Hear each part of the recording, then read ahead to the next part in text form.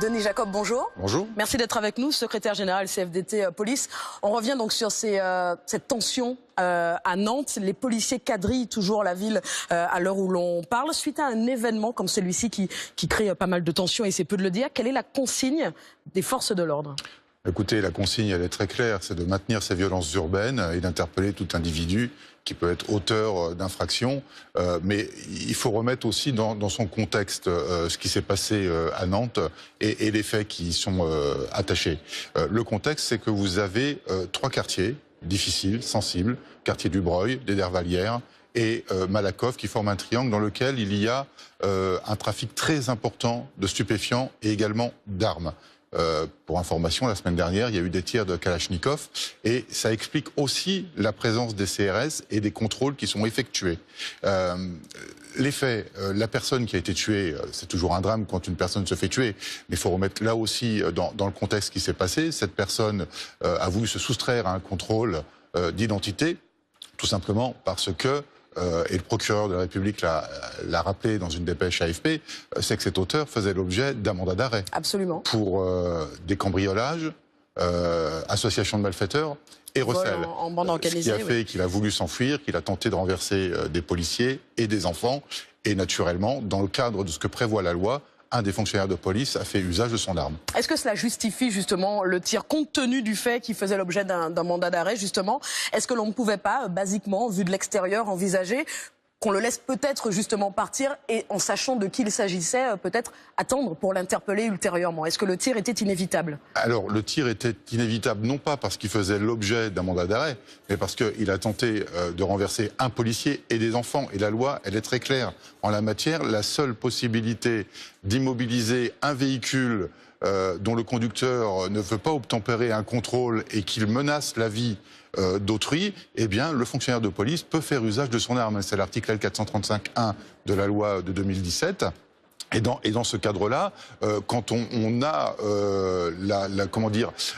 l'opportunité, si on peut parler ça d'opportunité, mais l'opportunité de neutraliser un individu dans un véhicule en mouvement, je rappelle que le véhicule était en mouvement, on n'a pas d'autre choix que de faire usage de son arme à feu. Et quand un véhicule est en mouvement, on ne sait pas vraiment où la personne risque d'être touchée. Là, en l'occurrence, il a été touché à la carotide. À la carotide. Les versions diffèrent malgré tout, hein, Denis Jacob. On a entendu sur notre antenne hier un témoin de la scène interviewé par nos confrères de Ouest France qui contredisait la version des policiers. Est-ce que les caméras embarquées sur un événement tel que celui-ci n'auraient pas pu faire la différence? Alors, bien évidemment, l'enquête est en cours. Elle déterminera la responsabilité ou non de mes collègues. Mais effectivement, le port de la caméra, c'est un sujet qui est abordé depuis des années dans la police nationale.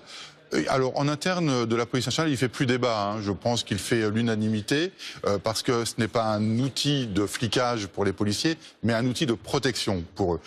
Et de toute façon, ce matériel est en cours de développement et de généralisation dans la police nationale. C'est une très bonne chose dès lors qu'on laisse la responsabilité aux policiers de pouvoir l'utiliser de lui-même sur initiative à tout moment pour justifier de sa mission, de son intervention et qu'elle s'est faite dans la règle définie par les textes. Est-ce que le problème n'est pas là justement de pouvoir déclencher si besoin au bon vouloir du policier?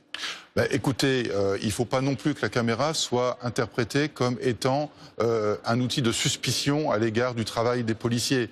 Dès lors qu'on oblige le fonctionnaire de police à qui on impose un déclenchement systématique de la caméra dès la prise de fonction, dès sa prise de travail jusqu'à la fin de son activité, c'est quelque part une forme de flicage et de principe de dire de toute façon on sait que la police fait des fautes, donc parce qu'elle fait des fautes, on va leur obliger à utiliser la caméra. C'est pas du tout ça l'objectif. L'objectif, c'est de montrer justement que les policiers font leur travail de manière très professionnelle, qu'ils respectent les textes en vigueur, les textes de loi, et que la caméra est là pour démontrer et renforcer le fait que les policiers travaillent bien. Il y a quand même cette actualité qui nous rappelle inlassablement qu'une colère sociale s'exprime à chaque fois qu'il y a un drame comme celui-ci. Cette défiance vis-à-vis des forces de l'ordre, ce sentiment parfois d'injustice, est-ce que vous le comprenez? Si oui, comment est-ce que vous l'analysez?